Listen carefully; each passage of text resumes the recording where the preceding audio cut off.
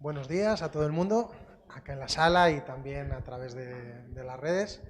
Les damos la bienvenida a la última sesión del 32º Seminario de Investigación del Instituto de Estudios Medievales y Renacentistas de la Universidad de La Laguna.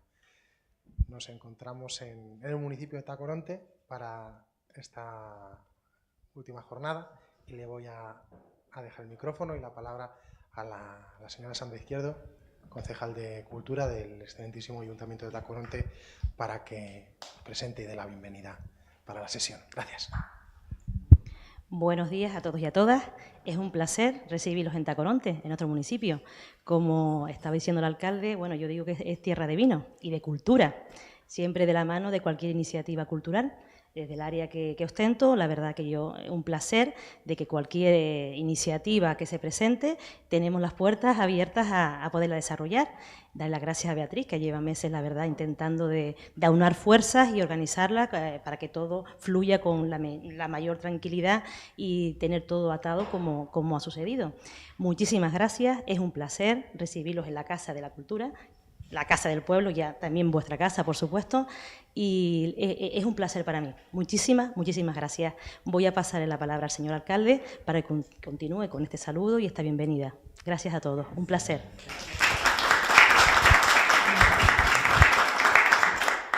Bueno, buenos días a todos y a todas. En primer lugar, espero que los presentes, no los que lo puedan hacer en streaming, hayan disfrutado de esta pequeña visita a esa joya arquitectónica que es Santa Catalina, pero también que disfruten durante el día de hoy de su estancia en nuestro municipio, en Tacoronte. Nos honra su presencia y quiero agradecer al Instituto Universitario de Estudios Medievales y Renacentistas que haya pensado en esta sala y en este convento para esta última sesión y clausura de estas jornadas en las que ustedes han definido o en este caso han decidido investigar sobre ciertas cuestiones vinculadas al medievo. Es verdad que nada puede tener que ver el medievo con Tacoronte, dado que justo la Edad Media concluye cuando comienza la historia reciente de nuestro municipio, pero sí que es cierto que yo la verdad es que sí les quiero dar la enhorabuena por seguir investigando. Estamos en un mundo en el que todo es cambiante e inmediato. La gente cree que la Wikipedia genera una especie de verdad absoluta en la que cualquier tipo de conocimiento se busca en un buscador, aparece, y nadie estima o nadie cree en profundizar en conocimientos. Cuando digo nadie, me refiero evidentemente a la globalidad de lo que nos está pasando. Estamos en un momento de esa inmediatez tan absoluta que efectivamente incluso se está viendo mermada en cierta medida la investigación. Por lo que los investigadores y las investigadoras que hoy en día existen son, la verdad es que verdaderas valientes que siguen trabajando por ahondar en todo aquello que es verdad que sucedió en tiempos pretéritos, pero que indiscutiblemente conforma la realidad de lo que somos hoy. Eso es una realidad innegable que muchos no aprecian, pero que sí que repercute en lo que está pasando hoy en día, de manera directa o indirecta, tanto en las creaciones como incluso en aspectos filosóficos, personales o en cómo nos comportamos como sociedad. Y por lo tanto, sinceramente les quiero dar las gracias por seguir investigando. E investigar en la actualidad es una actividad de riesgo, y porque lo es, y efectivamente no se prodiga tanto como debería.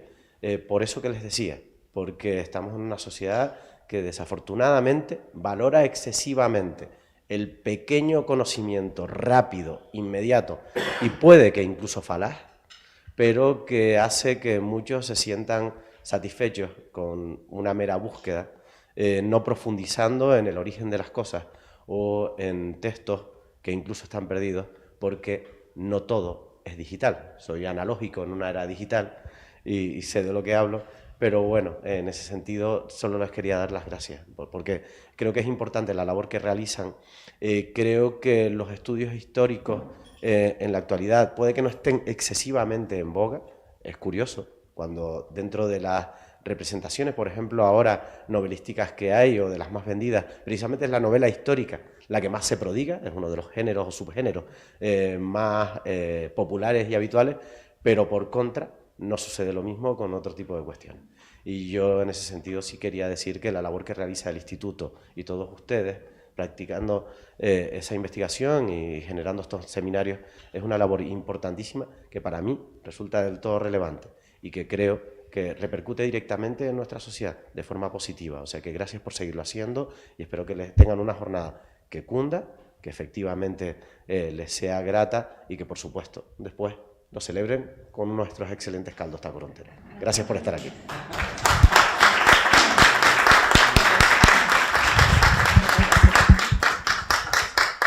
Bueno, pues yo, en representación de todos y cada uno de los miembros del IEMI, el Instituto Universitario de Estudios Medievales y Renacentistas, no tengo palabras para agradecer la disponibilidad, generosidad y amabilidad que nos han mostrado en todo momento, todos y cada uno de las personas que están aquí y de las que no están también. Y pues por supuesto es algo que directamente debo, pues desde el principio, a Sandra Izquierdo, ¿no? A quien directamente pues le doy las gracias. Y pues por supuesto sabía que el Ayuntamiento de Tacoronte, que la ciudad de Tacoronte iba a responder de esta manera, porque mi familia procede de aquí, pero no solamente por eso, sino porque ya en ocasiones anteriores nos han tenido aquí y sabía que iba a haber una respuesta como la que ha habido. Agradecer también las palabras de los dos y decir que efectivamente estamos investigando, estamos en ello, estamos intentando de forma interdisciplinar aunar los intereses de todas y cada una de las áreas que se refieren a lo medieval y a lo renacentista y también ver esa, de alguna forma, esa continuidad que existe entre lo que todavía no fue y lo que será. Es decir, de alguna forma, todo lo que estudiamos y todo lo que vemos en el mundo medieval tiene después, pues, por supuesto, esa continuidad en la época moderna, de forma que es muy, muy difícil separar una cosa de la otra y realmente en Tacoronte creo que podemos ver ejemplos por supuesto, de estructuras, de pensamiento, de ideología, de toda una serie de ámbitos de existencia y de personalidad que han quedado ahí desde la Edad Media y que se han traído además con la conquista. Por otro lado, estamos en la sala Óscar Domínguez y tampoco quería olvidar que Tacoronte también es muy importante en ese aspecto, que ha sabido empatar con lo contemporáneo, con el mundo del arte, con el mundo de la expresividad surrealista y que es un ayuntamiento en el que creo que se puede hacer de todo, es decir, se puede hacer desde lidiar con la cultura más antigua hasta la posmodernidad y más allá. Hasta el infinito y más allá, yo creo. Y es un municipio que tiene siempre esa voluntad de mantenerse, de arriesgar y de aceptar todo lo que va viniendo, ¿no? Y creo que lo vemos en personas jóvenes, personas con ganas y dispuestas a darse, ¿no? A todo lo que se les proponga. Así pues, muchísimas gracias y aquí nos tienen también para cualquier actividad que necesiten.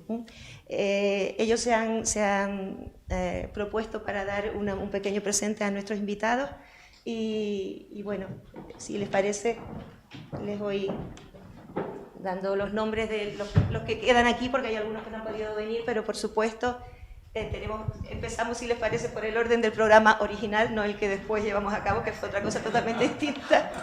Y tenemos a la profesora Salvador Bello de la Universidad de Sevilla. Muchas gracias. A la profesora Barra Rivadulla, Dolores de Santiago, perdón, y de la Universidad de Extremadura. Los dos candidatos de Extremadura, por supuesto, en el mismo orden. El profesor García Fitz y el profesor Chaparro.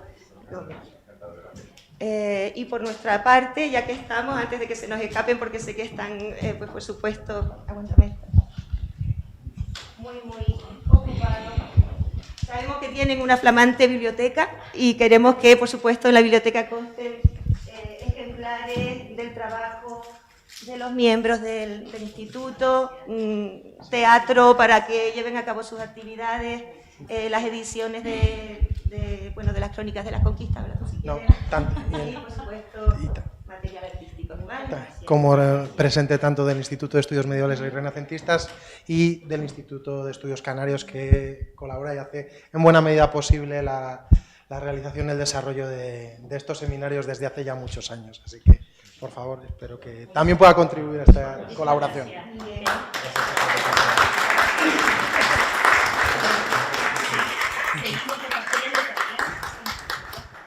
Pues muy bien. Pasamos entonces a... Entonces, pues vamos a iniciar propiamente la sesión de trabajo. ¡Uy! ¡Vaya!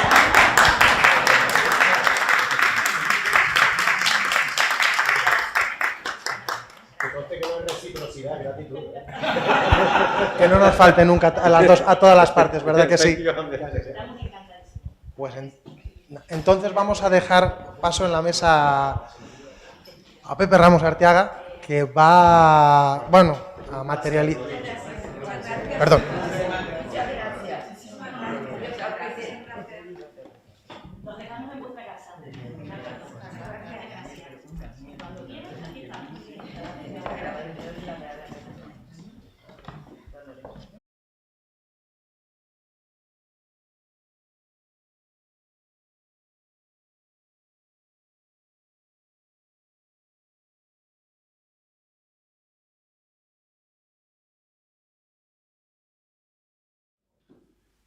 Buenas tardes, vamos a proceder a la conferencia de clausura. Tenemos con nosotros al profesor César Chaparro Gómez, a quien en primer lugar quiero darle nuestro más sincero agradecimiento por haber aceptado nuestra invitación.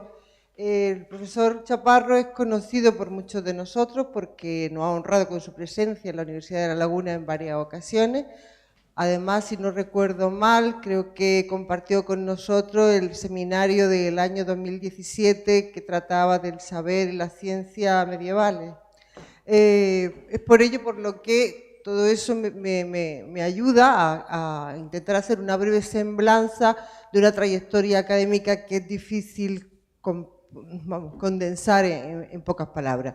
Pero como ya es conocido de muchos de nosotros y además también contamos con el hecho de que ayer en la presentación del libro él ya también contó detalló algunas de sus líneas de investigación, pues todo eso beneficiará el que yo pueda dar unas notas, que desde luego me dejaré mucho en el tintero, que sirvan de presentación. El profesor Chaparro es catedrático de Filología Latina de la Universidad de Extremadura, catedrático emérito. A esta universidad llegó tras haberse licenciado y doctorado en la Universidad de Salamanca con premio extraordinario. Después también obtuvo el premio extraordinario de la Sociedad Española de Estudios Latinos, sociedad que tuvo el honor de presidir durante 8 años. Además también es director de la Revista de Estudios Latinos. El profesor Chaparro, en su trayectoria académica, antes de llegar a Extremadura, también estuvo en universidades extranjeras, en Múnich, la Sorbona 4, y una vez que llegó a Extremadura desarrolló su trayectoria compaginando tanto el ámbito de la docencia como el de la investigación como el de la gestión. Ha sido investigador principal de numerosos proyectos nacionales e internacionales, también ha participado como miembro en otros, ha sido director de muchísimas tesis y, como les decía, ha participado activamente de la vida de la gestión en la universidad. Fue director del Departamento de Ciencias de la Antigüedad, fue también decano de la Facultad de Filosofía y Letras, fue secretario general de la universidad y fue rector de la Universidad de Extremadura durante casi una década. Durante ese tiempo también creó el Centro de Estudios de Cooperación con Iberoamérica, también fue director, o en la actualidad sigue siendo... Ya no. Hasta hace poco ha sido director de este organismo, y en lo que se refiere a la actividad investigadora, pues autor de más de 200 trabajos. Entiendan que no les voy a hablar de todo ello, pero sí que estos trabajos han servido de referencia para los que nos dedicamos a la filología latina y se han enmarcado en varias líneas de investigación. Él señalaba ayer, bueno, que ha dominado y ha trabajado en distintos campos. Sobre todo se ha dedicado a la literatura latina medieval, también al humanismo y el Renacimiento, a las técnicas de persuasión y evangelización del Nuevo Mundo. Tiene ediciones críticas de referencia obligada, especialista en Isidro de Sevilla, tiene una edición del Tratado de Obitu Patrum, también del libro 6 de la etimología. Por otra parte, tiene innumerables trabajos sobre Sánchez de las Brozas, porque ha abordado tanto su obra gramatical como retórica como científica, por ejemplo, los tratados de iconografía, La esfera del mundo. Bueno, podría seguir citando muchísimas más obras, pero yo sé que lo que ustedes quieren es escucharlo a él y que yo ya termine con mi exposición. Pero antes de eso también decir que en la materia que hoy nos ocupa, dentro del ámbito de la conferencia que va a dar, el profesor también ha trabajado en la fábula latina medieval, se ha ocupado en ella en distintos trabajos. No quiero terminar sin señalar que tiene el premio José María García Lafuente de la Universidad de Extremadura a la trayectoria académica, también el premio a la excelencia investigadora de la Universidad de Extremadura. La ciudad de Don Benito le concedió el escudo de oro y también lo ha nombrado hijo predilecto. Y en la Universidad de La Laguna cuenta con un galardón quizás más pequeño, pero para nosotros muy sentido, que es el afecto y la admiración de todos los miembros del IEMIR. Con nada más, simplemente señalarle el título de la conferencia, que era la fábula de Don Sheriton y John Sheppy, los animales paradigmas de comportamiento, de oficio y comportamiento eclesiástico. Bueno, lo dejo con el doctor Chepa. Muy bien. Pues,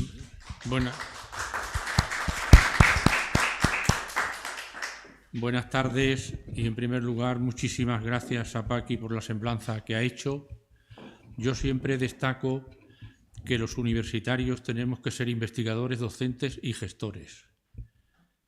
Son tres facetas que ha procurado uno hacerla a lo mejor, siempre con el gran problema y el hándicap, y quien ha sufrido ha sido la familia, la mujer y los hijos.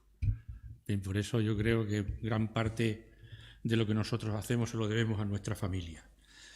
A Paqui muchas gracias, gracias a Dulce, gracias a Beatriz, a Víctor, a Pilar, etcétera, todos los que yo ya me siento como una familia vuestra. Entonces, siempre que vengo, en fin, aunque la fuerza persuasiva de Dulce y de Paqui pues es grande, pero yo además no necesito ni pensarlo. O sea que vengo con muchísimo gusto, ¿eh? Bien, yo les voy a hablar de las fábulas de Odón y Odón de Sheriton y John Sheppy, los animales paradigmas de oficios y comportamientos en la Iglesia. Cuando trato algún aspecto relacionado con el mundo de la fábula, me gusta siempre empezar con unas muy aclaratorias palabras de Rodríguez Adrados que manifiestan la complejidad del tema. Dicen así: pocos géneros literarios han presentado una continuidad mayor a lo largo de su historia, y pocos géneros han producido tantas derivaciones, imitaciones y recreaciones.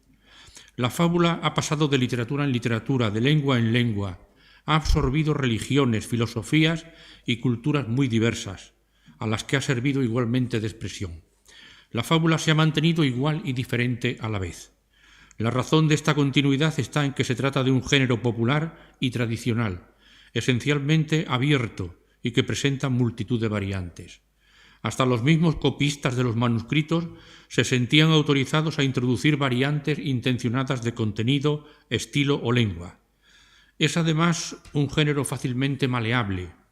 Como uno de los ejercicios preparatorios, o progimnásmata, se prosifica y se versifica, se contamina y se reúne en colecciones que a su vez aumentan o escinden su material con facilidad, pasando de los ejemplos sueltos a las colecciones y al revés. Para los cínicos, la fábula era, por otra parte, un arma al tiempo de enseñanza y de ataque, mezcla de serio y de broma. La fábula, por tanto, se moralizó y se utilizó como instrumento pedagógico en las escuelas. Hasta aquí la cita, yo creo que muy aclaratoria, de Rodríguez Adrados. Y precisamente por esa complejidad inherente a la temática, hay una mayor necesidad de, dejando a un lado otros aspectos, vertientes y problemas, encuadrar certeramente nuestra reflexión. Sin entrar en extensas distinciones, se puede afirmar: 1. Que la fábula occidental se desarrolló en un principio en un marco o vertiente de uso popular y oral, como elemento de persuasión. 2. Que dicha fábula, aun manteniendo características de sus orígenes orales, pasó plenamente al ámbito de la creación literaria escrita, cuyo estatus alcanzó gracias a la progresiva formalización del género, especialmente en su modalidad poética. Y 3. Que la fábula, incardinada en primera fila como uno de los progimnásmata o ejercicios preparatorios, conoció un desarrollo y difusión inusitados, especialmente relacionados con la actividad didáctica y escolar, bien en su vertiente de enseñanza general, bien en la de intencionalidad moral que progresivamente se apodera de ella. Asimismo, y centrándonos en la fábula latina tardoantigua y medieval, la de tradición grecolatina comúnmente denominada esópica, se puede dividir esta desde un punto de vista formal en dos grandes corrientes: las paráfrasis en prosa y las colecciones poéticas. Dentro de la primera destacan el Romulus y el Grammaticus Ademaro de Chaban, y en la segunda sobresalen las colecciones de la Aesopus de Gualtero Ánglico, el Novus Aesopus del Magister Alejandro Necan o las fábulas del poeta de Asti. En una acepción más o menos estricta, todos eran magistri, hombres de escuela, familiarizados por tanto con las técnicas de enseñanza y aprendizaje gramaticales y retóricas, y a la vez por ellos asumidas y a la vez impartidas, y eran igualmente hombres religiosos y de iglesia, conocedores de las Sagradas Escrituras y de sus diversas interpretaciones y sentidos, histórico, moral y alegórico, y eran a la vez hijos de su tiempo, hombres interesados por la naturaleza y sus misterios, y por tanto por los animales, elementos esenciales de las fábulas y portadores de actitudes y valores, lectores al fin de autores como Aristóteles, Plinio o Isidoro de Sevilla, que se convierten así en parte integrante del patrimonio cultural de los que frecuentaban las escuelas. Los autores medievales que son el objeto de nuestro estudio tienen notas comunes. Ambos componen sus fábulas en prosa, pertenecen a la cultura anglosajona de los siglos XII al XIV y ejercen su magisterio en el ámbito de la Iglesia, y lo que para nosotros es más importante, utilizan y adaptan el género fabulístico para la predicación. Son Odón de Sheridan y John Sheppey.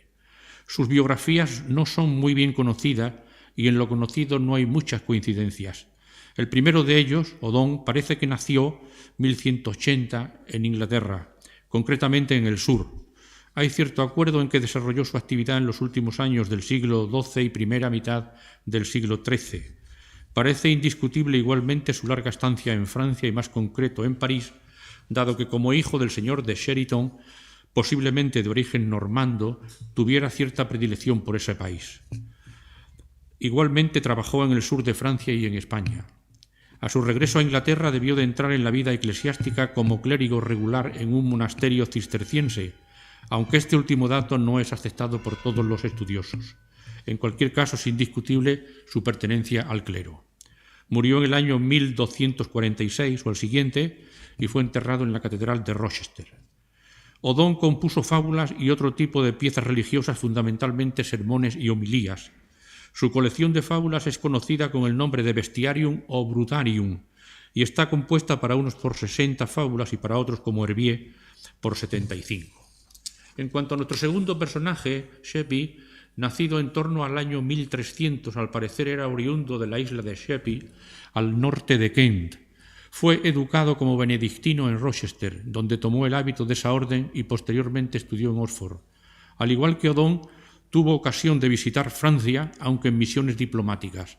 Volvió a Inglaterra, donde llegó a ser obispo de Rochester en 1353. Murió alrededor de 1360.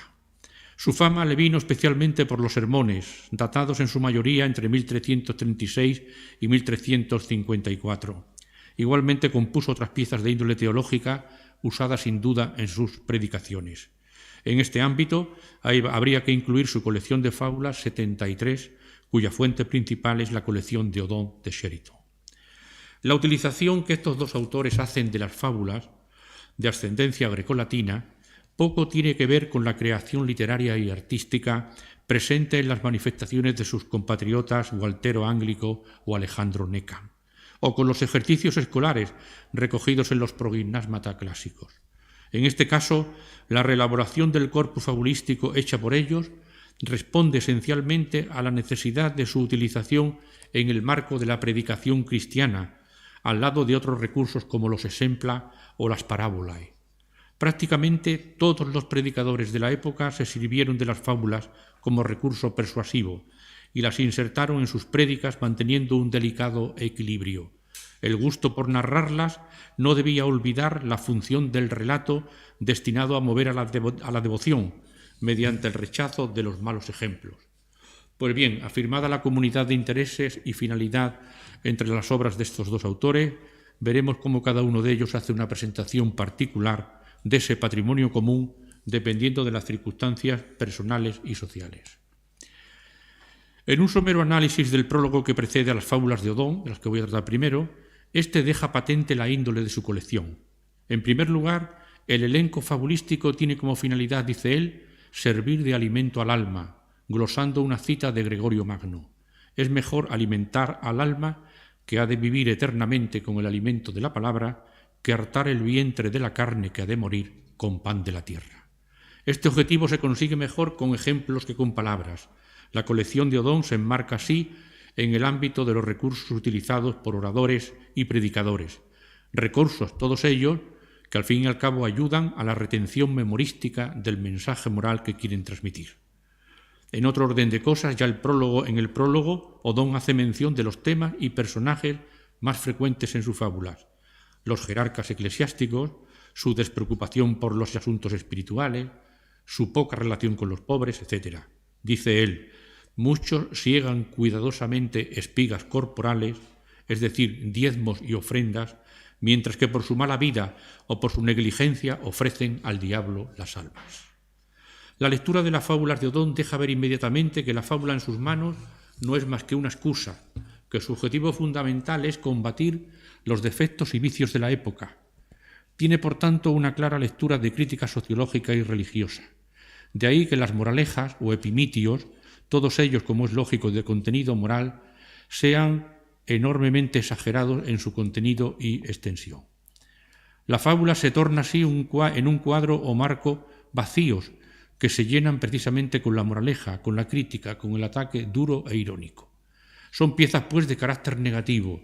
No se pretende como objetivo principal la enseñanza o la moralización. Se busca y se hace, sobre todo, crítica. La consustancial finalidad didáctica y moralizante que tradicionalmente ha tenido la fábula desaparece casi por completo para dejar paso a la sátira. Son dos los elementos fundamentales de la sátira: la crítica y la burla. Se trata de criticar ridiculizando los defectos y los vicios.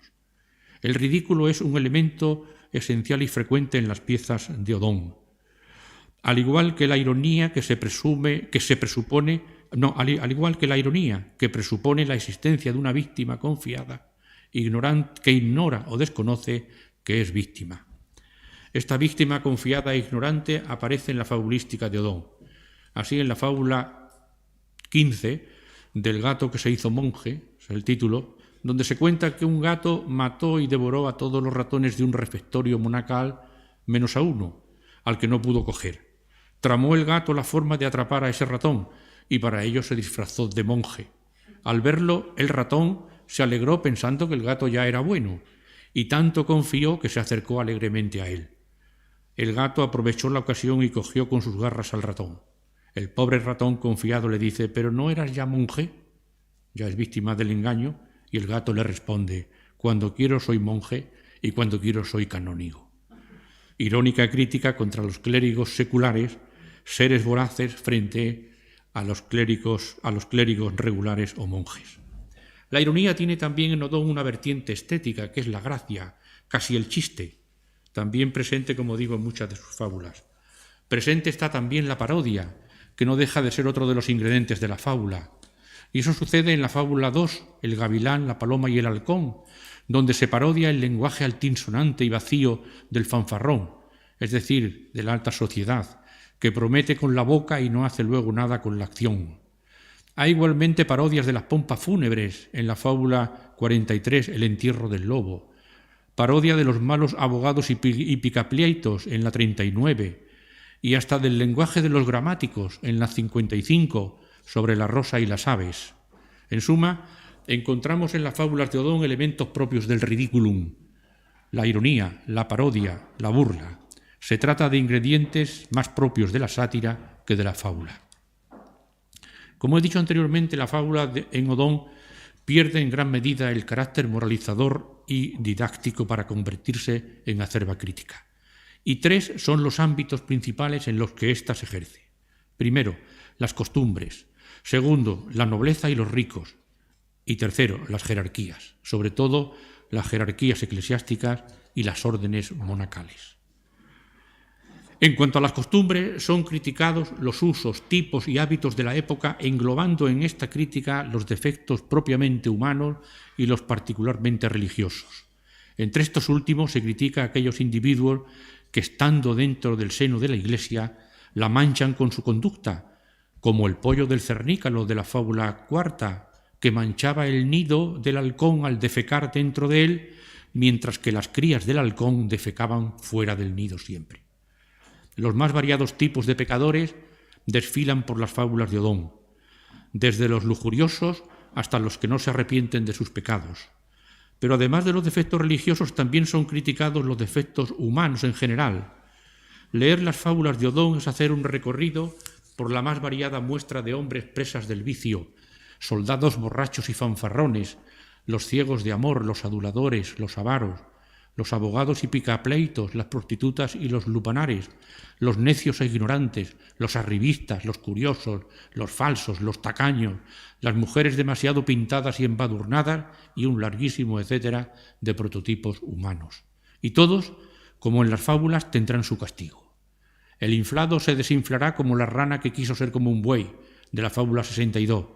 El avaro que lo perderá todo en su afán de acumular, como le sucedió al milano, que por querer tener muchas perdices al mismo tiempo dejó caer todas, de la fábula 39. El ciego que por amor sufrirá la burla de los demás, como le pasó al sapo, que pensaba, ciego de amor hacia su hijo, que este era el más hermoso de los animales, fábula 14. Por otra parte, la nobleza, poseedora de riquezas, es también objeto de la crítica en las fábulas de Odón, no tanto por sus vicios ni por su forma de vida, sino por el trato y el comportamiento que tiene para con los pobres. La fábula de Odón es en alguna medida un manifiesto de protesta contra las diferencias sociales. Sin embargo, no se adivina en su desarrollo ningún síntoma de esperanza de redención, no de mejora o corrección de la situación. Nuestro fabulista, haciendo hincapié en el carácter negativo de sus composiciones, no anima a los ricos a que sean buenos cristianos, no, solo los critica. Y su cruel satisfacción es que los ricos un día dejarán de serlo, bien por un golpe adverso de la fortuna, bien porque les llegará la muerte como a todos. El tercer ámbito en el que Odón ejerce la crítica abierta y feroz es el de la jerarquía eclesiástica y el de los monasterios. Las fábulas referidas a este entorno son más de 40, suponiendo el 54% del total de las fábulas de Odón. De hecho, la primera de las fábulas de la colección de Odón, titulada Cómo los árboles eligieron un rey, marca la pauta de su crítica a las jerarquías, especialmente las eclesiásticas. Los árboles deciden elegir rey y se lo proponen al olivo, a la higuera y a la vid, y todos se niegan.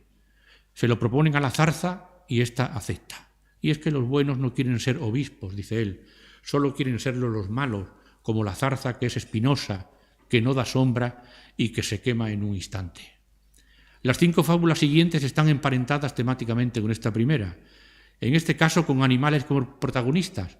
Las hormigas eligen como rey a una serpiente y ésta las devora. Lo mismo le sucede a las ranas, a los pollos y a las aves. Y termina Odón, y a los monjes en la elección de los abades. Todos ellos eligen unos jefes que al final los devoran. La idea de que los prelados devoran a sus fieles es frecuente en Odón, y cuanto más alto es el grado jerárquico, tanto más devora. El capellán devora la parroquia, pero el arcediano devora la parroquia y el capellán, de la fábula 21 sobre el queso, el gato y el ratón. Los perros devoran los cadáveres y las cornejas rebañan los huesos.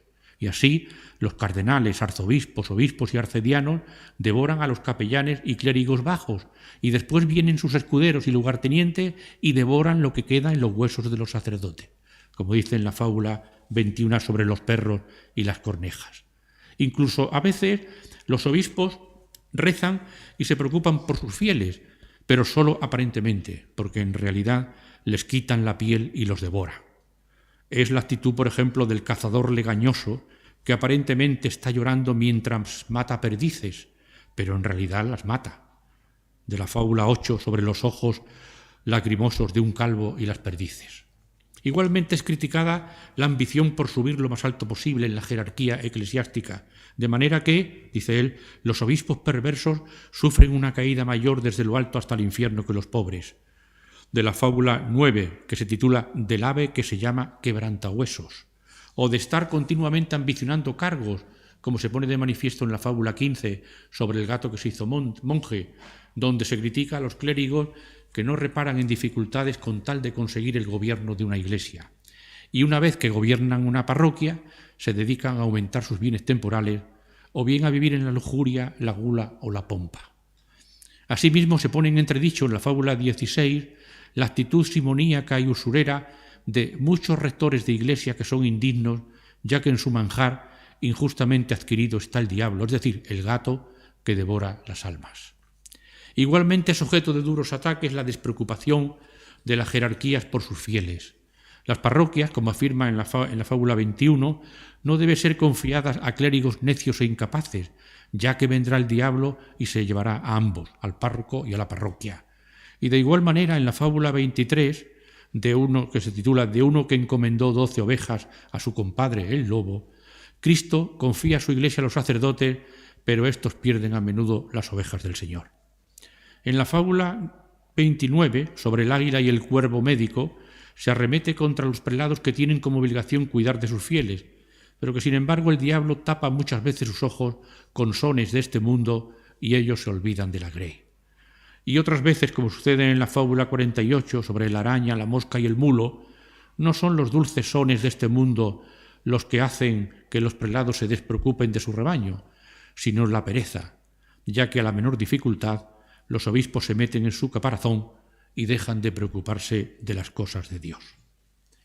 Lugar preeminente ocupa la crítica muy dura a la connivencia de los jerarcas eclesiásticos con el poder civil, cosa que sucede ya en la citada fábula 48 sobre la araña, la mosca y el mulo, en la que Odón critica a los obispos y prelados que se muestran duros con los pobres y condescendientes con los ricos. Connivencia que se convierte en cobardía en la fábula 48, que trata de la tortuga, que esconde sus cuernos cuando presiente el peligro. Otro tanto sucede cuando se pone de manifiesto la ignorancia de los sacerdotes, ancianos u obispos, que son unos asnos, dice él, que no saben cantar, ni leer, ni predicar. No solo son criticados los clérigos seculares y las jerarquías eclesiásticas, también lo son los monjes, aunque da la impresión que Odón tiene más simpatía hacia estos que hacia los clérigos seculares. Eso parece desprenderse de la ya citada fábula 15, en la que un gato se disfraza de monje, como dije anteriormente, para dar confianza y después devorar al ratón. Ante las quejas de éste, antes de ser devorado, le afirma: cuando quiero soy monje y cuando quiero soy canónigo, dando a entender que los canónigos son mucho más voraces que los monjes. Pero en esa misma fábula advierte que hay quienes se meten a monjes para desde allí llegar a priores, abades u obispos. Igualmente son criticados los monjes y clérigos que frecuentan meretrices y tabernas, por ejemplo la fábula 38 sobre un escarabajo. De todas formas, los más criticados son aquellos que toman el hábito de monje sin vocación. Así, aquellos que como el asno que viste con piel de león toman el hábito de San Benito. Y a pesar del hábito, dice él, siguen rebuznando y emitiendo voces asininas, voces de asno. O aquellos otros que llaman a la puerta del convento para ser admitidos como monjes con la única finalidad de encontrar comida, ya que fuera se mueren de hambre. Fábulas 22 sobre el lobo que quiso ser monje y 50 sobre la zorra y las gallinas. Hay en definitiva muchos falsos monjes y religiosos contra los que arremete en distintas fábulas. Incluso en la fábula 43, que se titula Sobre el entierro del lobo, los conventos son comparados con un zoológico, donde hay toda clase de animales participando en las exequias del lobo.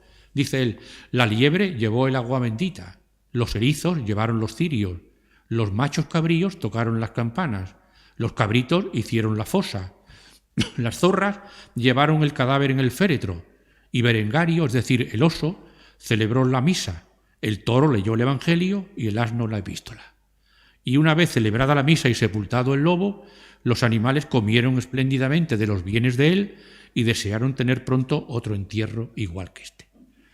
Interesante resulta asimismo la fábula 52 sobre la disputa de la oveja blanca, la oveja negra, el asno y el macho cabrío, en la que están representadas simbólicamente las órdenes religiosas del momento y la rivalidad y competencia entre todas ellas.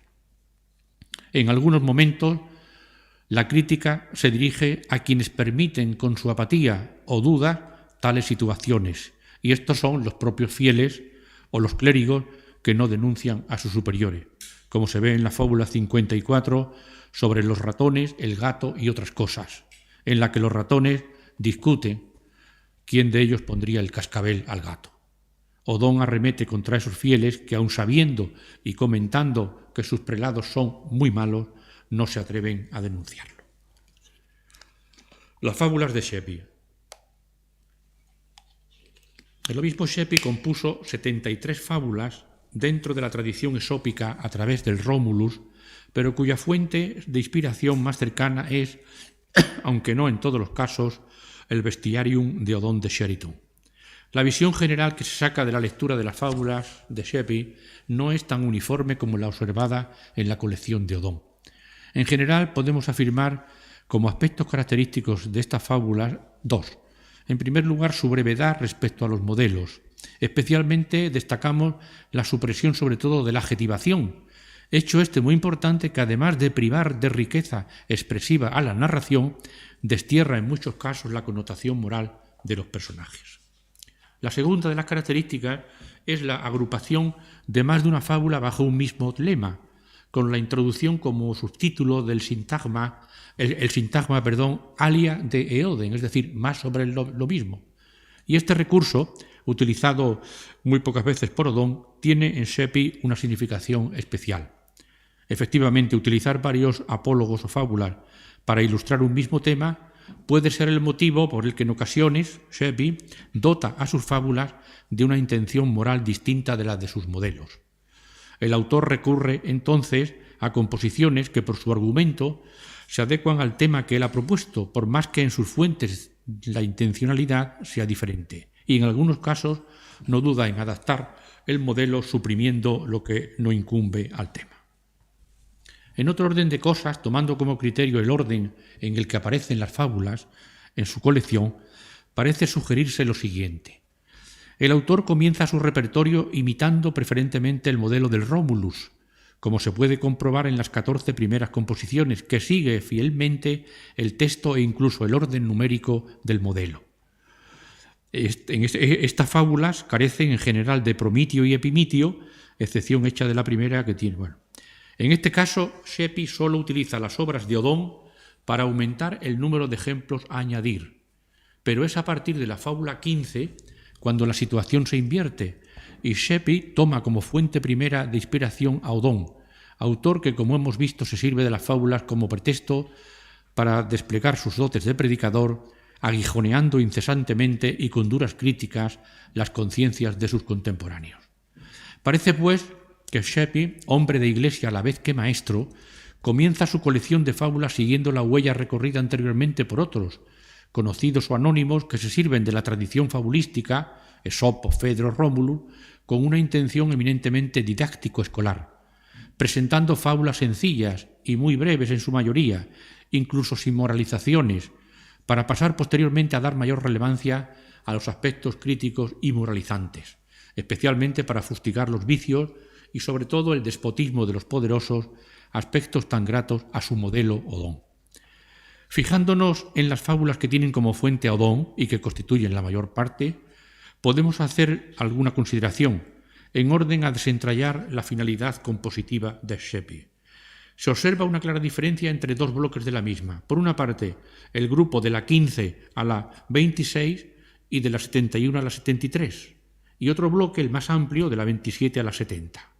Globalmente considerados ambos grupos, se puede decir que en el primero de ellos, Sheppey, siguiendo el más puro paradigma de Odón, dirige sus apólogos contra unos grupos determinados y concretos, como son los prelados, los jueces y los magnates en general, criticando su ambición, impiedad o negligencia. En el segundo de los bloques, Sheppey se abstiene de la crítica social y eclesiástica de su tiempo, alejándose de la posición radical de su fuente, y se dedica a atacar vicios y pecados en general, sin estar dirigidos contra un grupo social o religioso concreto. Y así aparecen fábulas sobre la avaricia, la adulación, la envidia, la ingratitud, la infidelidad, la inconstancia, etc. Sin duda, entre las razones que se han de arguir para comprender esta diferencia estaría, en mi opinión, su nombramiento como obispo de Rochester en 1353, lo que sin duda atemperó su juicio sobre ciertas realidades y personajes contemporáneos. Son asimismo las fábulas de este segundo grupo en las que en sus epimitios, en general mucho más breves que los de su fuente, Sheppey recurre al uso de las citas que van desde la utilización de versos medievales, pasando por el recurso a los clásicos de los que encontramos citas de Séneca, Cicerón, Horacio, sentencias de los santos padres, y como no podía ser de otra manera, tratándose de un pastor de la Iglesia, el empleo de citas bíblicas de ambos testamentos. En esa utilización interesada y original, incluso correctora, de las fábulas de Odón por parte de Sheppey, nos encontramos con casos muy interesantes. Voy a poner algún ejemplo. La fábula 33, el asno y el puerco, donde Sheppey ataca el pecado de la envidia, lema principal en este caso, encarnada en el asno, que desea llevar la vida ociosa y regalada del puerco, animal con el que Odón identifica a los perezosos y glotones. Para Odón, los ricos que nada hacen sino comer y estar ociosos son el puerco, mientras que el asno, animal que el propio Cristo utiliza como cabalgadura, es comparado con el hombre justo. Odón presenta pues al asno en una versión positiva, alejada de la tradición fedriana, en la que este animal es símbolo de la estupidez y de otros vicios. Su valoración está pues más de acuerdo con el punto de vista cristiano con el que el medievo contempla al asno, a través de su representación en los evangelios. Sin embargo, la figura del asno en Sheppey aparece con connotaciones negativas en todas sus fábulas. Fijándonos en las fábulas en las que Sheppey se refiere a la jerarquía eclesiástica y al ámbito monacal, estas constituyen un grupo muy reducido en comparación con el que aparece en el Bestiarium de Odón. Prácticamente son 9 y son las que les he dado en este cuadernillo. 9 de 73, 5 referidas a obispos o prelados, capellanes y presbíteros, y 3 al entorno del monasterio, y una en la que hace referencia a los obispos Sheppey, pero no así Odón.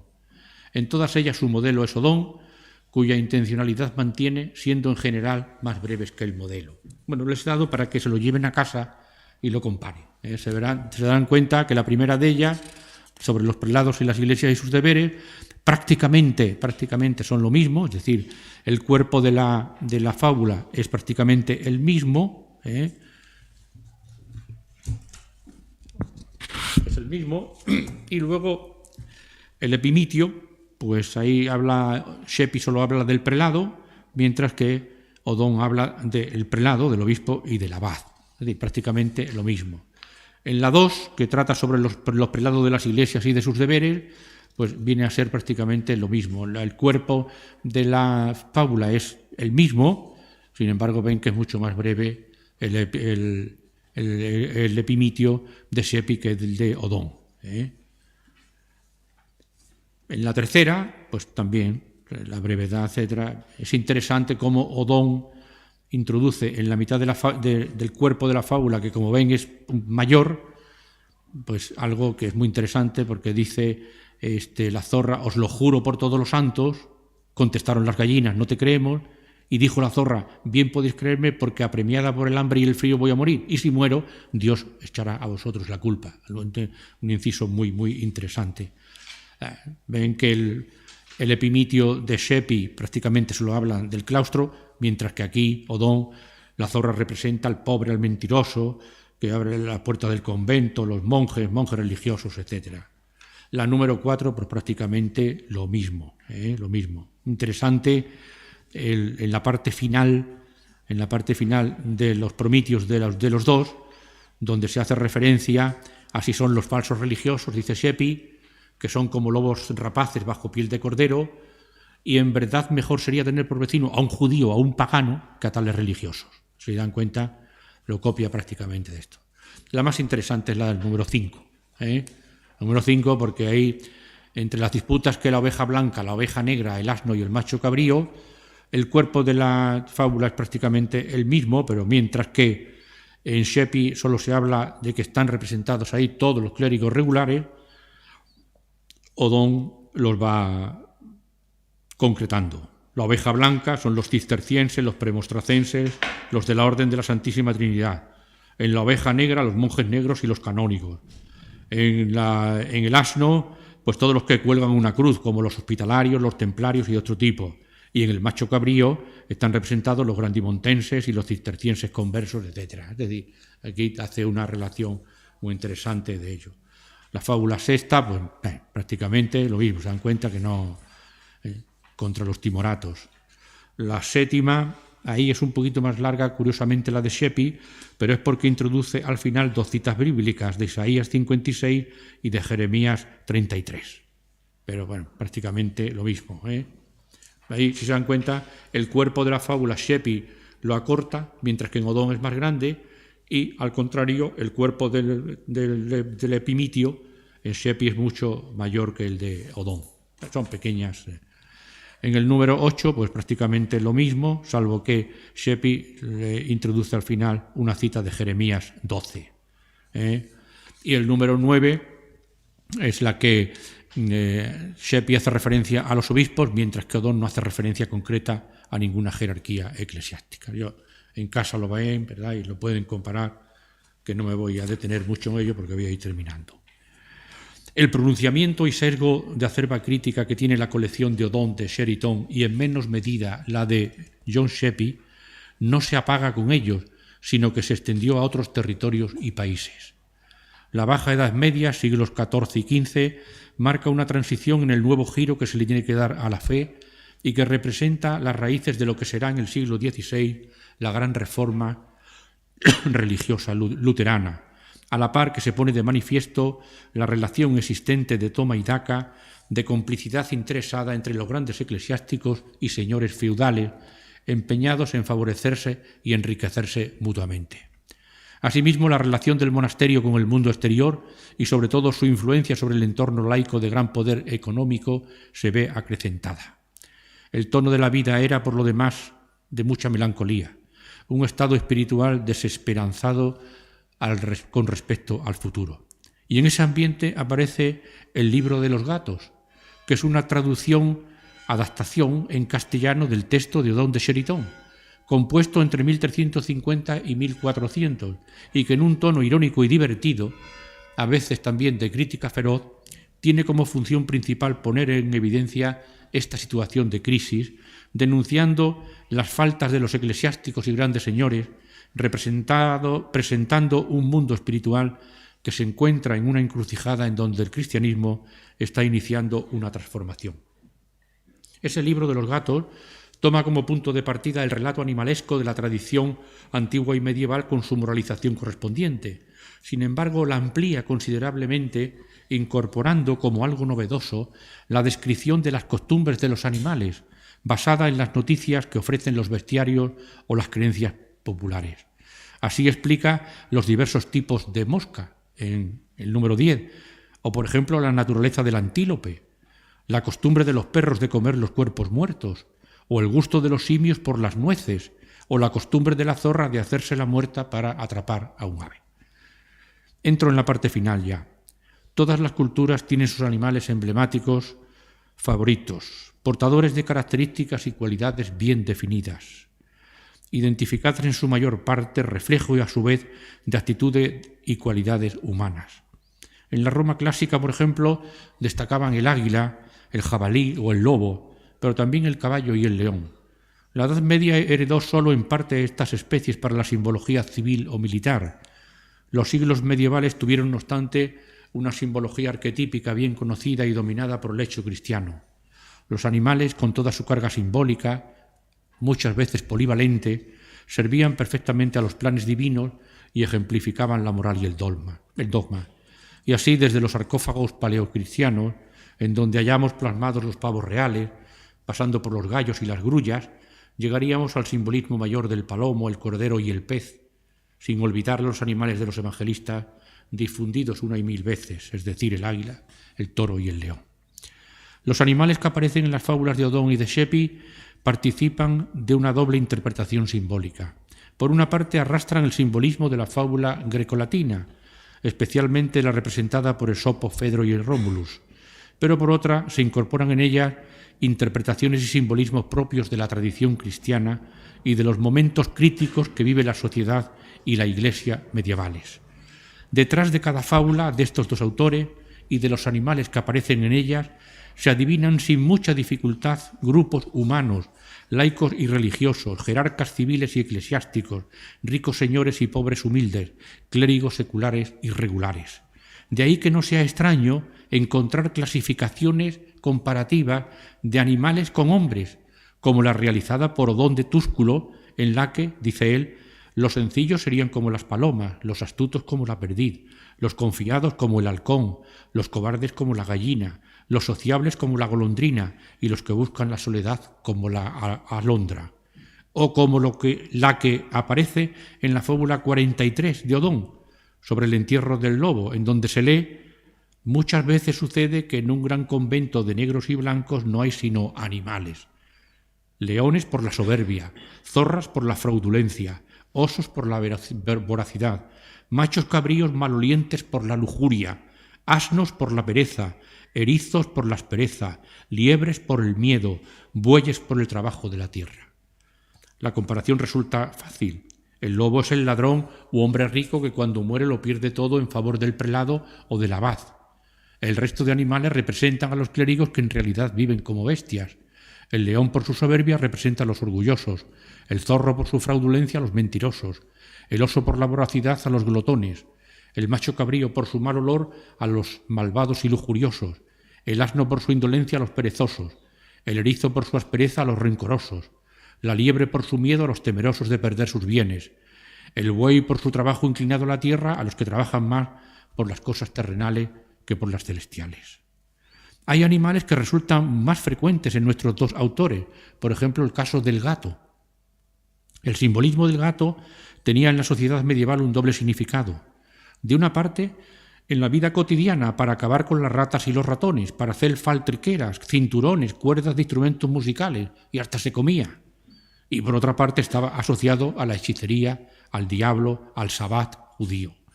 De ahí la utilización de la figura del gato como símbolo del mal, sobre todo a partir del siglo XIII. El gato es el símbolo del diablo o amigo del diablo. Se le asocia con los ladrones, ya que se desplaza sigilosamente, ve en la oscuridad, oye el más ligero ruido y percibe con el olfato a cualquier animal que se le aproxime. Es en este último simbolismo como aparece en Odón y Sheppey.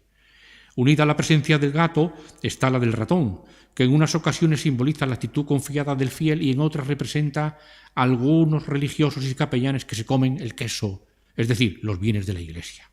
En este último simbolismo es como aparece más en las fábulas de nuestros autores. Alguna simbología resulta más novedosa, por ejemplo, la interpretación que se hace del ave que quebranta huesos, identificada con el diablo que engaña y corrompe a los hombres, a quienes eleva socialmente en honores y poder para cometer mayores pecados y a continuación los deja caer en el infierno. Vuelvo al principio, a las líneas iniciales que hablaban de la complejidad del fenómeno fabulístico y más en concreto del carácter esencialmente abierto de este género.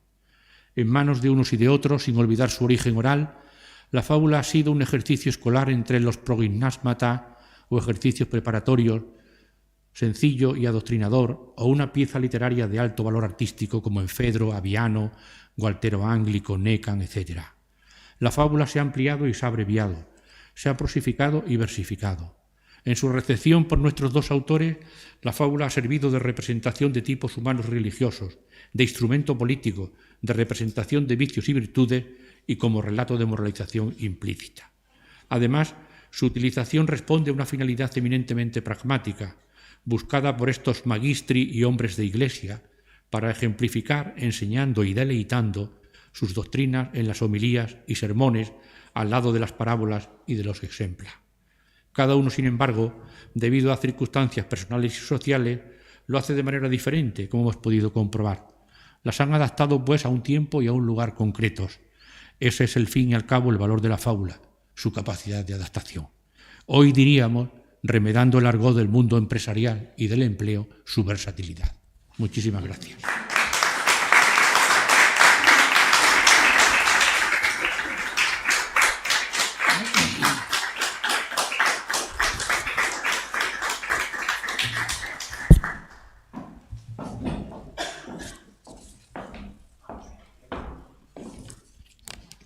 Muchísimas gracias. Creo que tenemos un poquitito, ¿verdad?, de tiempo para, en fin, concentrar al final las posibilidades del debate y de las preguntas sobre la brillante conferencia de César Chaparro. Así que si por favor alguien se anima, voy pasando las palabras.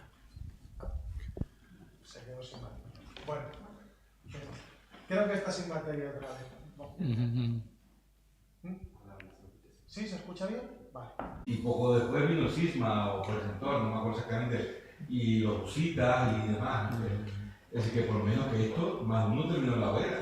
Me ha sorprendido, no conocía la fábula, sinceramente, así que le agradezco también de que nos haya dado a conocer, a mí por lo menos, me haya dado a conocer estos relatos y sobre todo circulaban, quiero decir, mi duda también es decir, la gente los leía o se leía en algún lugar, es una curiosidad y sobre todo eso.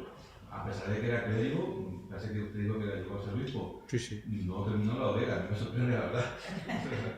Vale, gracias de eso. Sí, sí. No, muchas gracias. Yo creo que he dicho que ellos procuraban mantener un equilibrio, ¿no? Un equilibrio. Y sobre todo lo que hacían es insertarlo dentro de los sermones. Posiblemente le quitarían la crítica de la parte final, de las moralejas, de los promitios que tenían en la colección de fábulas, posiblemente, ¿no? No serían tan duros, pero sí que circulaban, claro, circulaban, estas colecciones circulaban.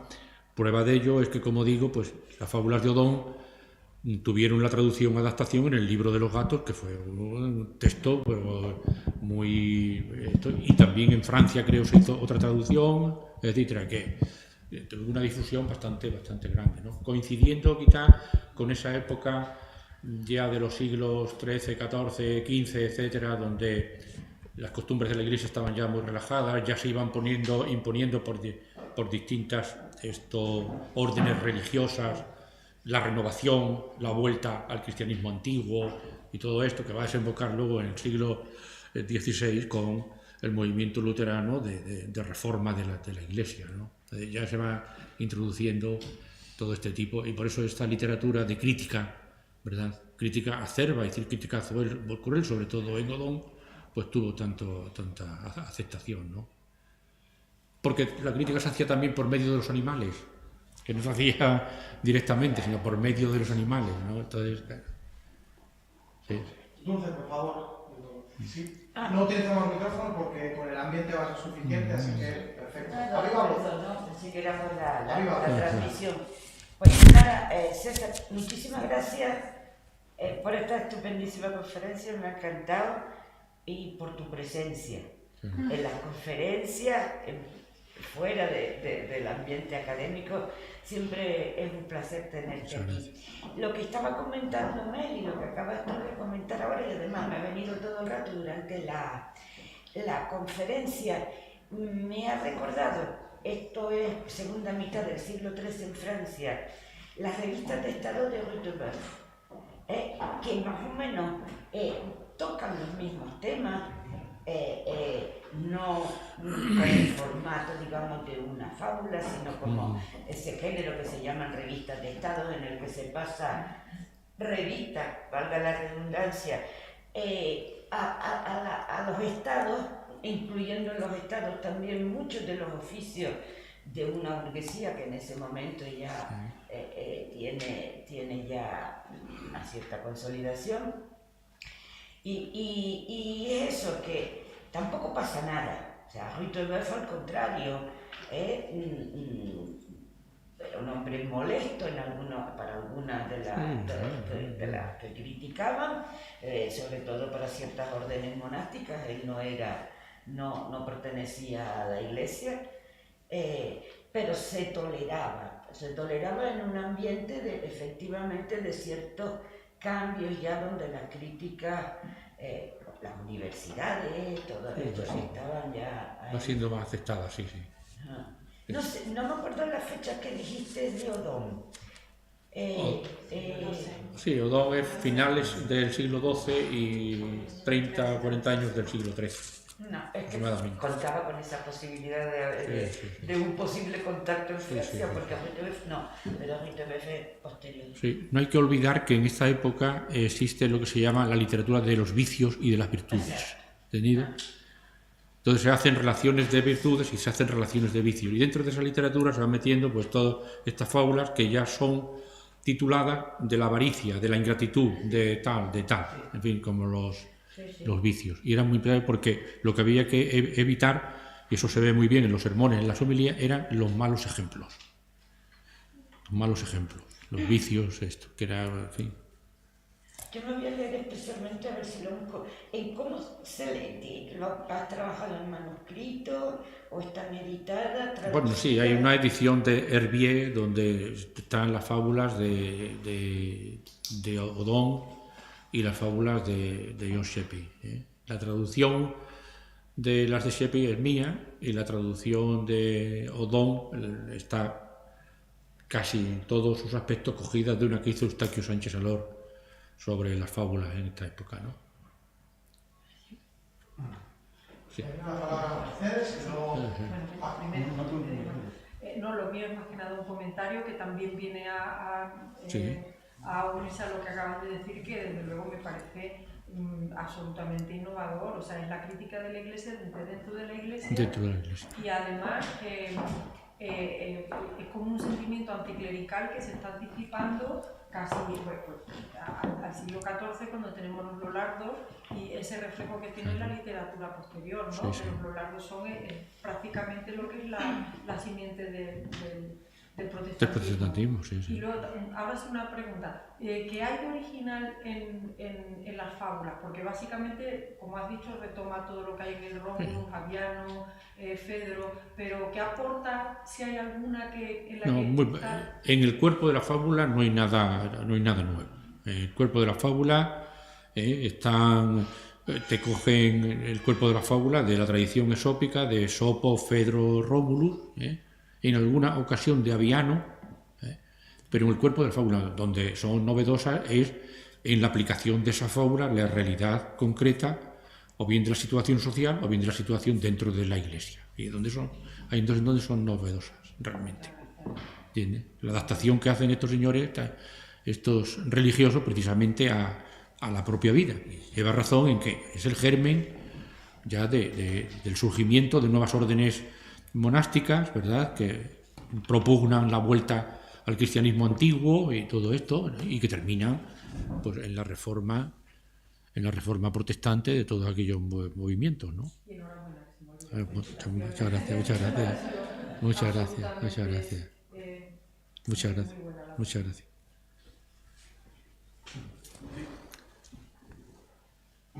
Bueno, yo también quiero darle la enhorabuena y, si me permiten ustedes, presumir de universidad. Tenemos la suerte de contar con un departamento de clásicas de primerísima línea, bueno, como ustedes perfectamente conocen. Yo tenía una pregunta particular, pero a propósito de algunas de las intervenciones previas. La cronología de la obra de Odón coincide con la producción latina, de poesía latina de los Goliardos, que son muy críticos también con la Iglesia, extremadamente críticos. Lo cual me hace pensar a mí que entre los siglos II y XIII, posiblemente a partir del siglo XIV la cosa empieza a cambiar un poquito, pero en los siglos II y XIII la capacidad de digestión de la crítica en el mundo occidental es amplia. Y bueno, efectivamente, uno puede pensar que estas fábulas que están dirigidas a la predicación, en el momento de la predicación se prescinda de la alusión a los celados, o no se prescinde de ellas, ¿no? Y en cualquier caso tenemos otros elementos comparativos para pensar que tanto desde el seno de la Iglesia como desde fuera de la Iglesia la crítica es fuerte, pero no solo hacia la Iglesia, sino también hacia otros sectores sociales, ¿no? Y en caso de los ligados no solo se dirigen, no solo dirigen su crítica hacia la Iglesia, y ellos son clérigos, sino también hacia la sociedad en general, ¿no? Y hacia el poder. Y a propósito de esto, y ahí es donde venía mi pregunta, si me permiten que arrime el ascua a mi sardina, me gustaría saber, César, si entre aquellas fábulas que implican o que suponen una crítica a la nobleza o a los sectores laicos, ¿hay alguna específicamente dedicada a los guerreros, a la guerra, a la caballería? No. No. Creo recordar ahora que no, Creo recordar ahora que no. Lo tendría que ver detenidamente, pero vamos, creo que no. Creo que no, ¿O a las cruzadas? No, tampoco. No, nada. Porque hay un criticismo, hay una crítica. Sí, pero vamos, aquí no aparece, no. En el caso de Ritterberg sí que sí, directamente a la orden de la caballería, a los, digamos, los mandatarios también desde un punto de vista militar. Sí que yo lo miraré detenidamente, pero vamos, no me eso, ¿no? La nota 6, que tengo que está ya redactada también, las notas. Digo, la fábula en manos de Odón es de esta manera un mosaico de realidad social y religiosa de su tiempo, muy cercano a la que aparece en la poesía goliárdica europea. ¿Entendés? Apuntando, lo más cercano es el encuentro en la 52 de Odón, cuando va glosando la descripción de cada orden, en caso con las órdenes. Sí, pero bueno, pero ahí no es directamente, sino que ahí va criticando todas las órdenes, asemejándolas a diferentes animales, de los hospitalarios, de los templarios, por claro, pero no aparece alguna relación directa. No mete, no. Sí. Sí, yo quería... una palabra, discúlpame, luego Miguel Ángel... No es tampoco una pregunta, sino es una consideración que a mí me cuesta sentarse a explicar, porque cuando uno ve a Pedro Abelardo o a San Francisco o a los goliardos, San Francisco lo convirtieron en santo. Y Pedro decía lo mismo. Y por eso yo le preguntaba cómo esto no terminaron en la hoguera. Es decir, ¿por qué a Francisco lo convierten en santo y a Abelardo lo condenan? Pongamos el caso. O por qué, por ejemplo, recordaba que el arcipreste Edita tiene un texto muy bonito en el que se queja al rey de que le han prohibido, que se va a la gana, etc. Los clérigos, no me acuerdo cómo era el texto exactamente, pero era el arcipreste Edita, ¿verdad? Tú decías lo de la digestión, es decir, ¿por qué a veces lo digerían bien y a veces lo condenaban? Porque, y me han preguntado, y yo la verdad es que a veces no sé qué responderle. Supongo que es una cuestión teológica, una cuestión religiosa. O una cuestión de contexto, ¿no? De contexto también, supongo, pero confieso que a veces no sé qué responderle. Y de rivalidades personales, ¿no? En materia doctrinal, en materia de jerarquía, en materia de esto, ¿no? Es decir, que pasa hoy también, no mucho, ¿no? Es decir, que ha pasado siempre. Que ha pasado siempre. A veces cuesta explicar por qué la Inquisición Pontificia, que insisto, estaba ya plenamente en vigor, ya en el 14, por qué condenan a unos y a otros no, y por qué, claro, perdón, es que hay que explicarlo, claro, es que hay que explicarlo. En el caso de San Francisco, respecto a Pedro Abelardo, es que contó también con la dosificación posterior de San Buenaventura, ¿no? Claro, y no sé si lo apoyó, pero que a veces, yo, como docente, a veces me cuesta explicarlo a los alumnos, porque tú le presentas un texto, o le hablas de Abelardo, o le hablas de Francisco, o le hablas de los husitas, o le hablas de por qué a estos los condenaron, y bueno, son muchas circunstancias, ¿no? Y es complejo, pero que a veces la digestión es tranquila y a veces pues no. Perdón, en ese sentido no sería la literatura una forma de justificar, una válvula de escape, una forma de criticar lo que en otro contexto, en otro tipo de producción no se podría. Siempre lo puedes decir, como decimos, en un texto teológico no lo puedes decir, pero para un sermón, en la fábula, claro, efectivamente. Y de forma de decir, bueno, nosotros también participamos de la vida, sabemos cómo somos, y ahora sí seguimos aquí y ustedes nos están aceptando, de una forma tácita de decir, este es el orden que tenemos, sabemos lo que deberíamos hacer, estamos en ello. Es decir, la literatura política, pero al mismo tiempo Se ve la diferencia entre Odón y Sheppey, se ve diferencia como el segundo atempera muchísimo más. Y dentro de sus fábulas solo hay 9, 8 que tratan prácticamente y siempre con los epimitios o moralejas son mucho más cortitos, mucho más suaves, ¿no? Yo creo que también por esto, porque llegó a obispo, y claro, la posición de obispo ya no es la misma que cuando eres de a pie, ¿no? Entonces, claro, sí. Sí, muy breve, una pregunta también, una curiosidad que tengo. Primero, muy interesante, he disfrutado muchísimo la ponencia, he aprendido un montón y mi pregunta, quizás una pregunta un poco tonta, pero me llamó la atención la ausencia de animales acuáticos en las fábulas de... todos sabemos, ¿no?, el simbolismo de los peces, de las bestias marinas, etcétera, en el cristianismo, ¿no?, y realmente, y mi pregunta es justamente esa, ¿no hay referencias a animales acuáticos? No. Tendría que verlo, pero no, o sea, de primera te contestaría que no hay.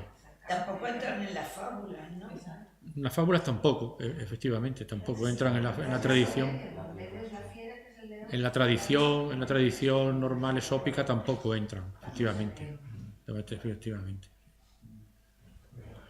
Sí, bueno, es que alguna cosa, algo que iba a comentar ya se ha ido hablando aquí, claro, realmente, gracias César, como siempre, a lo que ya nos tienes acostumbrado, la profundidad y la claridad, que son dos virtudes que no siempre van juntas.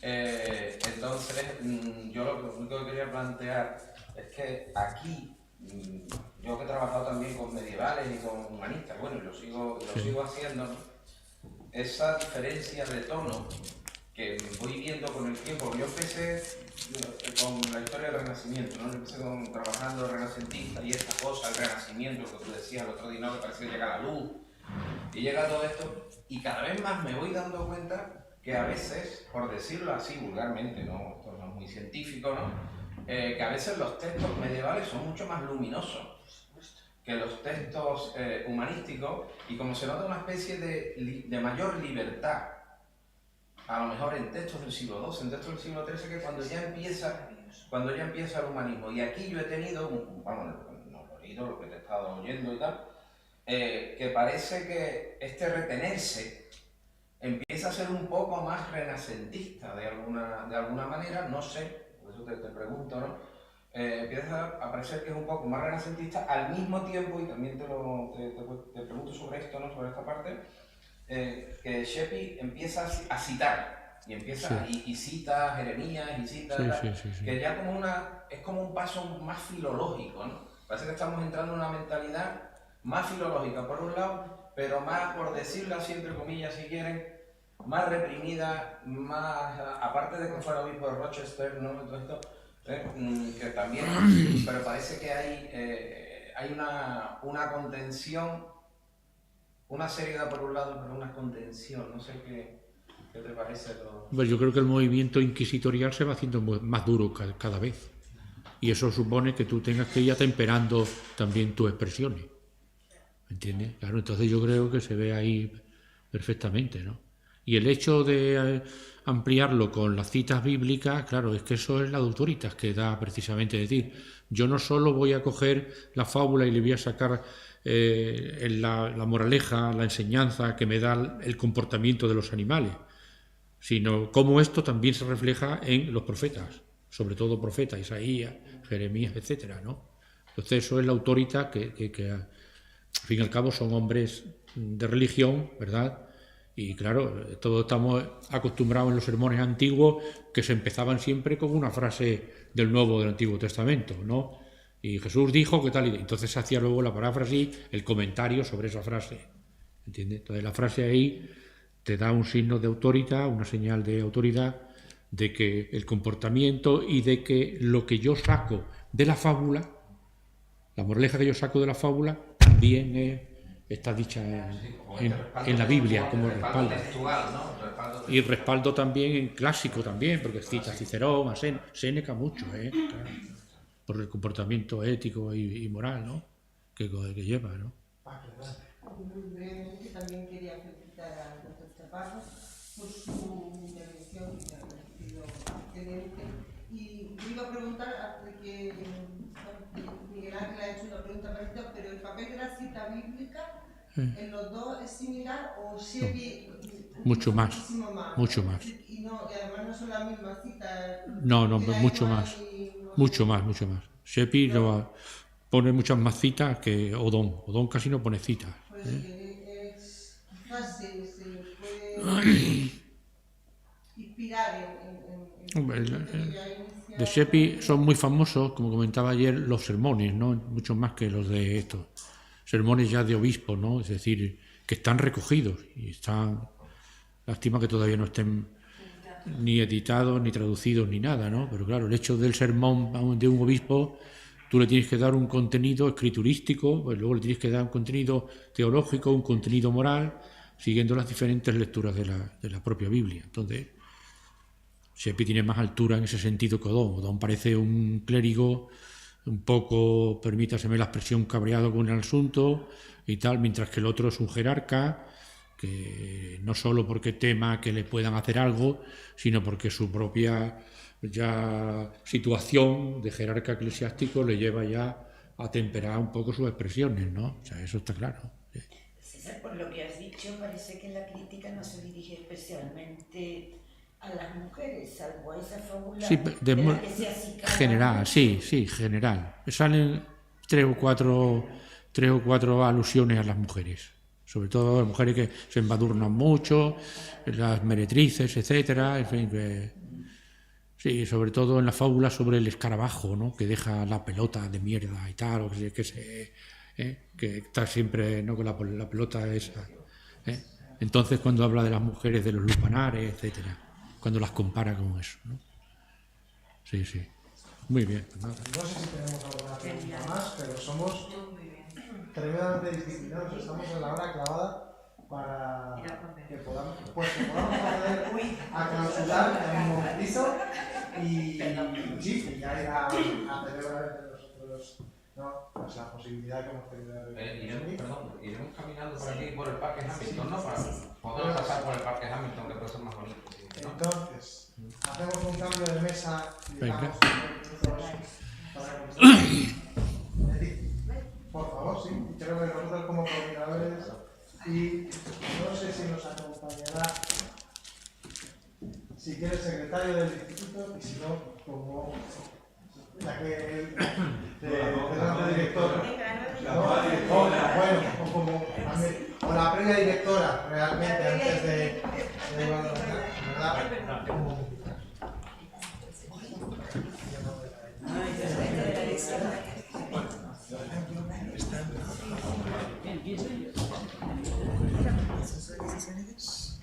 Sí, nosotros simplemente comentarios.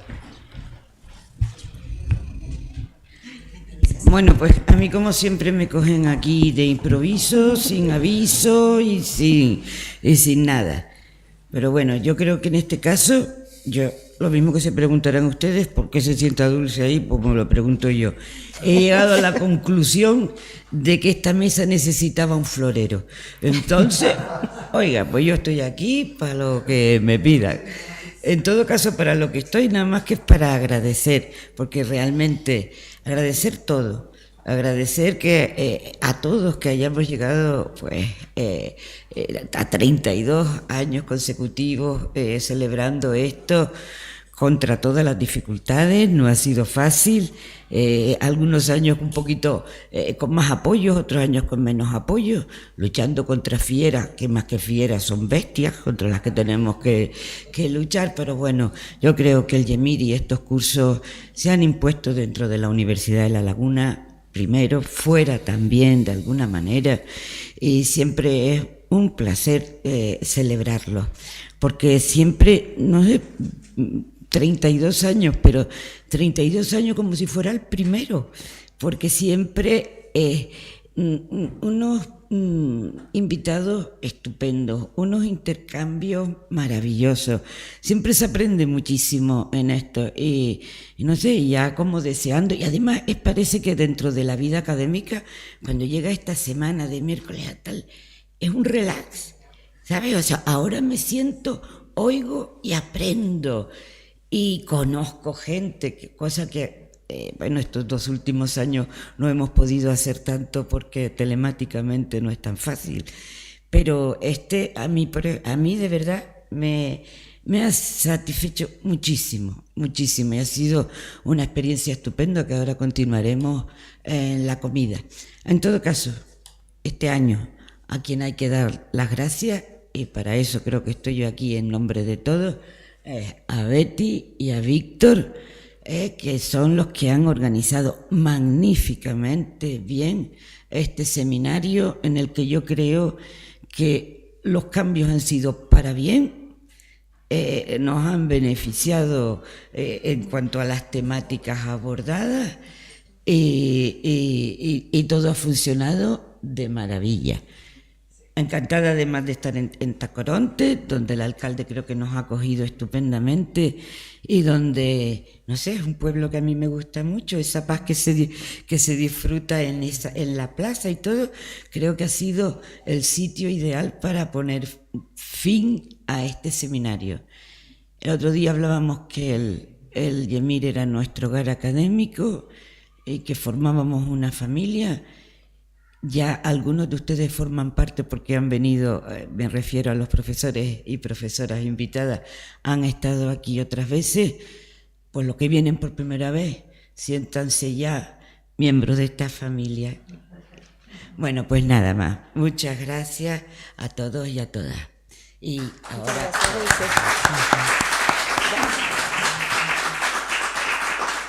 Tenemos que hablar también, perdón. Yo pensaba que los floreros éramos nosotros y ella era la leona, porque para mí es una leona. Y además tiene la fuerza y todo lo bueno que tienen los leones, sí, aparte del amarillo. Yo soy una sirena, yo prefiero ser una sirena de pelo largo. No. Bueno, sí. Bueno, pues por lo menos por mi parte, repetir lo que dije la primera tarde, que dije que nunca habíamos tenido una tarde tan entretenida, y la verdad es que me parece, es casi insultante decir que una conferencia es entretenida, pero realmente se ha unido como casi nunca, creo, la erudición y la amenidad, y yo creo que todos hemos aprendido muchísimo, hemos disfrutado de la compañía, y realmente entre familia y grupo de amigos realmente importantes, sí creo que lo hemos hecho bien, y creo que hemos vuelto a lo que siempre fue el Yemir o el Semir en su momento, y que ha sido una suerte contar con todos ustedes. Realmente lo agradezco muchísimo en todos los sentidos, en todos los planos. Por mí seguiría, pues por supuesto, escuchándolos, hablando más de animales, porque te quedas con más ganas de esto, todo, por supuesto, cada una de las conferencias muy especializadas. Y claro, sigue habiendo muchas más vertientes que tienen que ver con el mundo animal, que te quedan con ganas de volver a hacer otra. Así que amenazamos, quién sabe cuándo, a lo mejor con otra nueva tanda, digamos, de criaturas. Ahora vamos a comernos unas cuantas, por si hay otra fase de eso. Pero yo creo que simplemente por mi parte darle las gracias sobre todo a nuestros invitados e invitadas, porque ha sido realmente genial. Gracias, la verdad.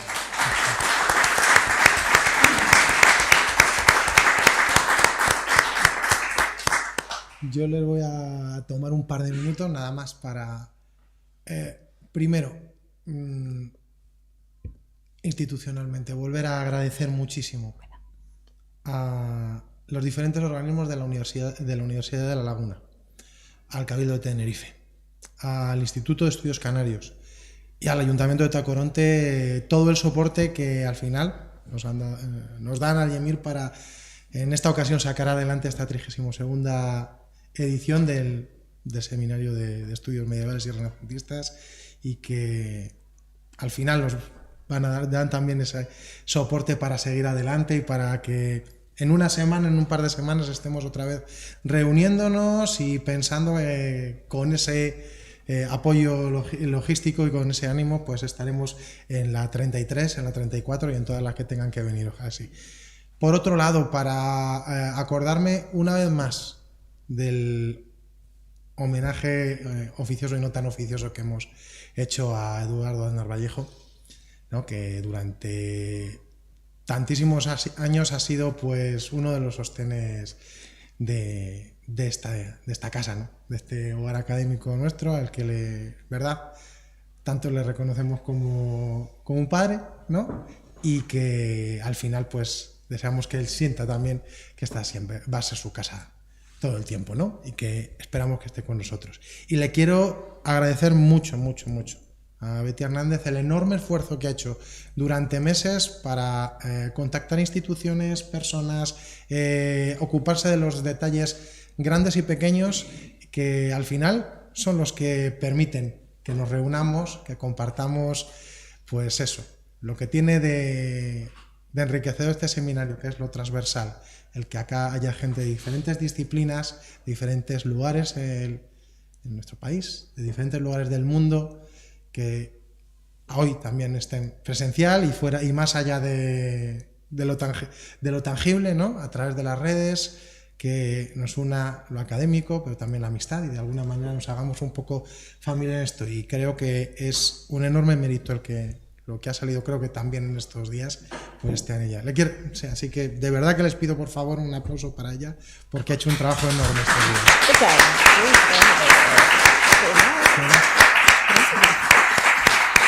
En absoluto. Y gracias otra vez a todas las personas que han ido ocupándose de una luz, un micrófono. A Nauset por todo el trabajo técnico que lleva realizando durante estos días para que quede testimonio y que podamos seguir haciendo difusión de este trabajo. Ya les molestaremos, espero que poco, con cuestiones logísticas para resolver, un poco más respecto a los textos, porque esperamos poder publicarlos de la mejor manera posible en Cuadernos de CEMIR, que también va a entrar en una nueva época, cogiendo impulso con todo el trabajo que se ha venido realizando estos años. Hemos tenido también contactos de mucha gente muy interesada por el seminario, que querría participar también, si fuera posible, con contribuciones escritas que enriquezcan todo lo que hemos compartido acá. Así que les vamos a pinchar un poquito, vamos a darle con el acicate para que salga de verdad un monográfico de muchísimo interés a partir del enorme trabajo quienes le dan sentido al final, que son al final estas personas, hombres y mujeres que vienen y deciden compartir 3-4 días con nosotros y hacernos más humanos, más ricos, y que nos hacen desear que nos volvamos a ver acá y en sus casas, porque aquí van a tener también su casa. Y gracias, muchísimas gracias a todos. Pues,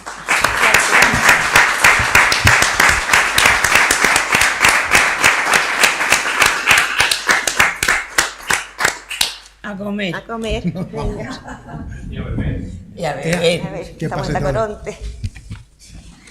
Ay, pues